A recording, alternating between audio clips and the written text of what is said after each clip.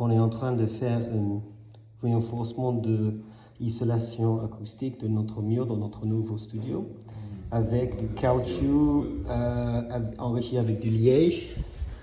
On a mis un surface sur le mur.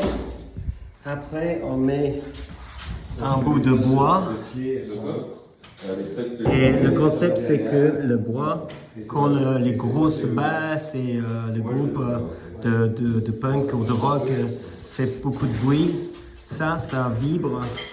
Et les chocs des choses qui tapent le mur, des ondes de son qui tapent le mur, ça vibre le caoutchouc. Et ça va absorber plus des fréquences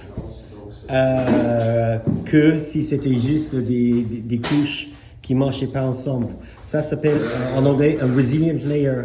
Le resilient layer, ça augmente la performance de tout le système grâce à la fait que ça rebondit, ça un certain, parce que c'est du caoutchouc, ça rebondit et tout.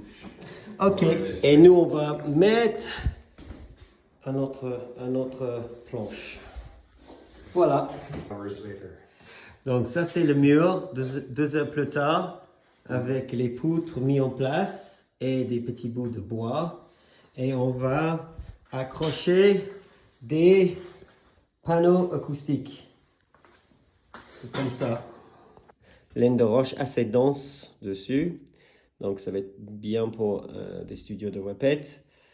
Pour un studio d'enregistrement, normalement je prévois des panneaux acoustiques beaucoup plus épais.